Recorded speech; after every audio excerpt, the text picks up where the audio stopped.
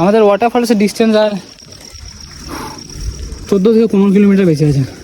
রাস্তাগুলো এরকম, tyre puncture হওয়ার ভয়, ল্যান্ডস্লাইড হওয়ার ভয়। সামনে এখান থেকে দেখা যাচ্ছে সেই ওয়াটারফলসটা, এই দেখো দারুণ দারুণ। এই ওয়াটারফলসের কোনো নাম নেই, পুরো তিস্তা নদী পুরোটা। আর এটা একটা ছোট্ট নদী। আর ওয়াটারফলসটা জাস্ট দেখো, এটা খালি এতটা নয়, অনেকটা বড় আছে, আরও ওপরে আছে যেটা দূর থেকে দেখা যায়। সুন্দর সুন্দর। Good morning guys gang, welcome back. তোমাদের সকলকে স্বাগত একটা নতুন ব্লগে। আজকে আছি আমরা একটা নতুন হিডেন ওয়াটারফলসে। ওয়াটারফলসটার নাম জানি না, গুগল ম্যাপেও সেই নামটা নেই, খালি ম্যাপে নাম দেওয়া রয়েছে ফলস। তো আমরা এখন দাঁড়িয়ে আছি গাজলডোবা ব্রিজে। আমরা 1 ঘন্টা 20 মিনিটের মধ্যে ইন্টার করে ফেলেছি সেই গাজলডোবা তিস্তা ব্যারেজে।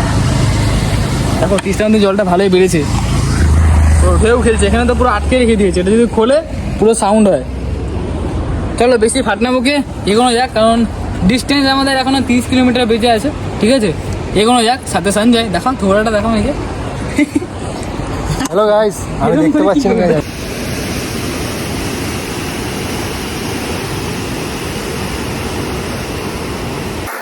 আমরা এখন বদলাবাড়ির রাস্তায়, মানে বাগড়াকোট লুপ ব্রিজে যাবো।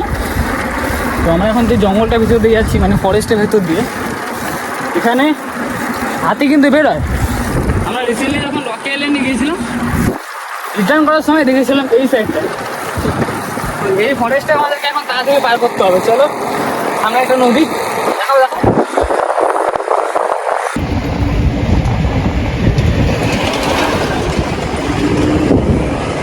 টাইম আপডেট, এখন বাজে 10টা। আমরা এখন বাগড়াকোট লুপ ব্রিজের রাস্তায়। সঞ্জয়, সুন্দর ওয়েদার, মেঘলা মেঘলা, কিন্তু ঋতুটা দারুণ, হেভি গরম লাগছে। আমাদের ডেস্টিনেশন এখান থেকে আর 19 কিলোমিটার বাগড়াকোট লুপ ব্রিজ থেকে। এখনও ভালোই দূর আছে। হ্যালো হ্যান্ডসাম, সাউথ বেঙ্গল দেখাচ্ছে। এই যে সেই লুপ ব্রিজ পপুলার, দেখো টানটা কেমন নিয়েছে, পুরো সাপের মতো পেঁচানো। এদিকটা পুরো দেখা যাচ্ছে ছোট্ট ছোট্ট নদী। আর ও যে সেই তিস্তা নদী দেখো, হোয়াইট কালারের যেটা দেখা যাচ্ছে একদম, ওটা হচ্ছে তিস্তা। দারুণ লাগছে ভিউটা, দারুণ। দেখো এই লুপ ব্রিজটা একটা টেলার ছিল, এর ওপরে একটা বড় আছে। পুরো টার্নিং কেটে কেটে উঠতে হবে সাপের মধ্যে পিছিয়ে। চলো সেটা তোমাদের দেখাই। ওই দেখো লুপ ব্রিজ, উপরে পুরো পেঁচানো সাপের মতো, দেখতে সুন্দর। পিলারগুলো পাতলা লাগছে দেখতে, কিন্তু খুব হ্যাভি। আর একটু মোটা দিলে মনে হতো, আর একটু মোটা দিলে মনে হয় ভালো হতো। ছোট্ট একটা ওয়াটারফলস। ওই দেখো, এ ভাই ভেঙে গেছে রাস্তাগুলো। পেছনে দেখো, এতটা ঘুরে ঘুরে উঠতে হয়, এমনি নাম দায় নিতে লুপ ব্রিজ। এই দিকটা দেখো, পুরো নিচ থেকে উপর দিয়ে ভাই সাহেব, এই দিক দিয়ে পুরো রাস্তা হলো ঘুরে ঘুরে ঘুরে ঘুরে। ভীষণ খাড়া, এখানে কাজ চলছে, বাউন্ডারি ওয়ালের কাজ চলছে। আর শিলিগুড়ি তোমাদের এবার ভিউটা দেখাই। Just check this view out guys.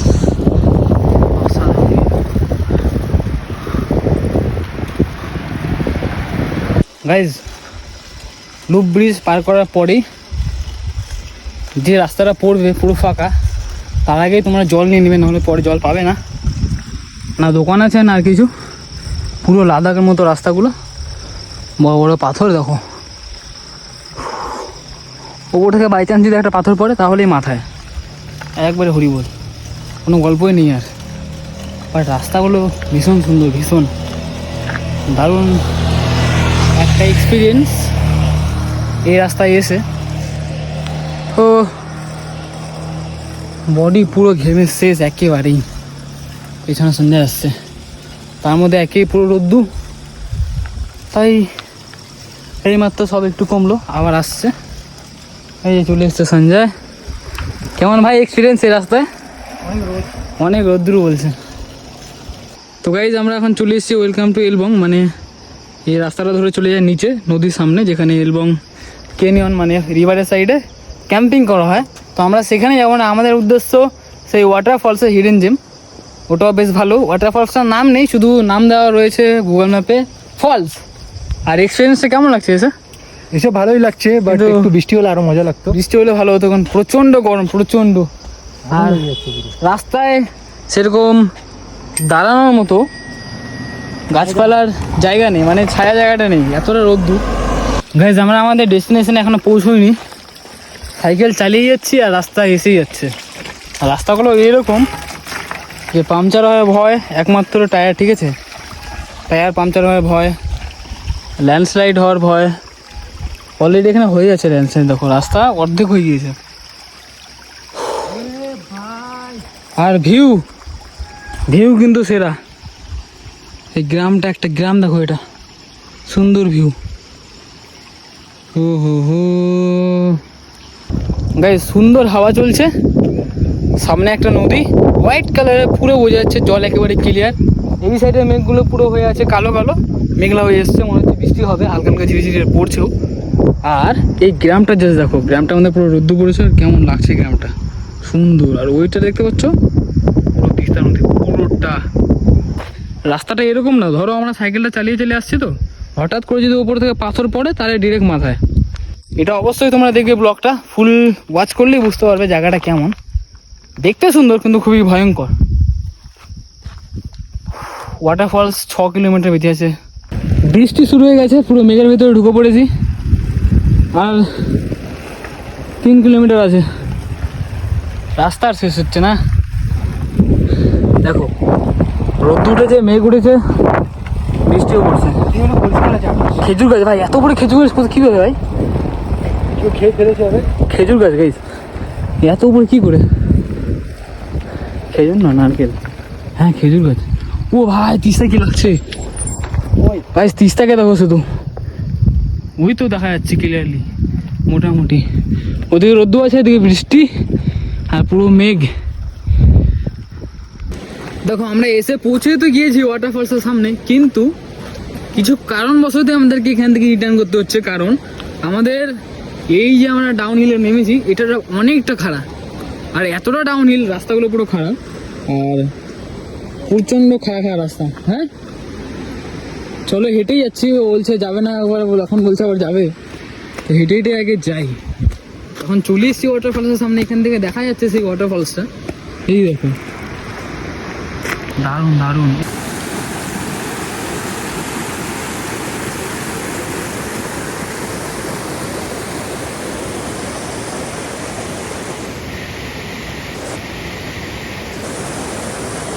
Guys একটা নদী পার করার পরে এই সুন্দর জঙ্গলের ভেতর দিয়ে মানে ট্রেকিং শুরু হয়ে গেছে। বৃষ্টিও ভালোই পড়ছে, টাইম এখন বাজে 2টা, মানে 2:20। আমরা আড়াইটার মধ্যে দেখে ওখান থেকে ব্যাক করব। বৃষ্টিও ভালোই পড়ছে, আর এই রাস্তাগুলোতে প্রচুর যোগ, তো বি কেয়ারফুল একেবারে। ফলস আমাদের ডান দিকে, চলো ফলসের সামনেই যাই। বিশেষ আচ্ছা, এই দাদাটার নাম হচ্ছে বিশেষ। তো এই আমাদেরকে ট্রেকিং করে ওপরে নিয়ে এলো, নদী পার করে দারুণ একটা গ্রামের মধ্যে দিয়ে এই ওয়াটারফলসটা দেখার জন্য। দারুণ দারুণ। সঞ্জয় ভাবছিল প্রথমে আসবে না, চোখ ধরেছে, আমাকেও ধরেছে কিনা আমি ঠিক জানি না, বাট এই ওয়াটারফলসটা দেখো। এখানে কিন্তু বিভিন্ন রকমের ব্যাঙ দেখতে পাওয়া যায়, কালারিং কালারিং, না বললো দাদাটা, লাল হলুদ এরকম কালারের ব্যাঙ দেখতে পাওয়া যায়। আর ওয়াটারফলসটা জাস্ট দেখো, এটা খালি এতটা নয়, অনেকটা বড় আছে, আরও ওপরে আছে, যেটা দূর থেকে দেখা যায়। সুন্দর সুন্দর। এখানে পৌঁছানোর জন্য আমাদের কতক্ষণ লাগলো? 5, আমাদের মিনিমাম লেগে গেছে 5,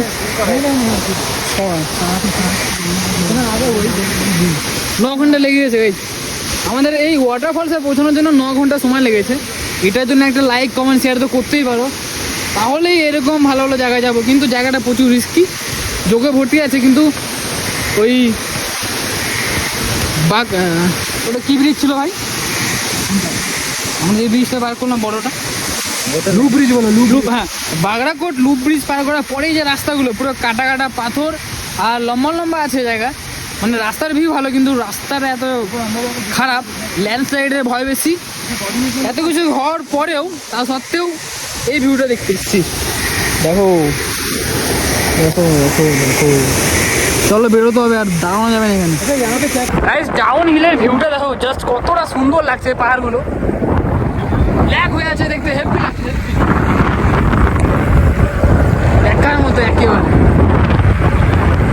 ও মাই গড, ও মাই গড,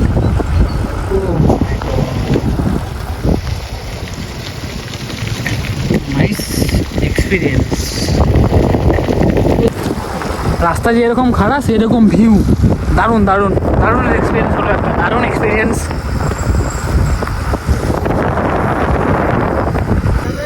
না না না ঠিক আছে, ঠিক আছে ঠিক আছে ঠিক আছে, আরে বাদে। চলো লুপ ব্রিজে ডাউন হিলটা করি, পুরো শিলিগুড়ি নীল পৃথিবী। ইয়ো টার্নিং গুলো দেখো শুধু, হ্যাঁ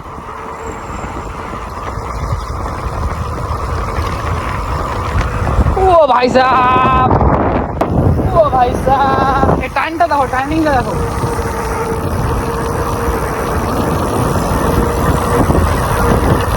ও মাইরি, সেরা সেরা গাইস সেরা। खत्म।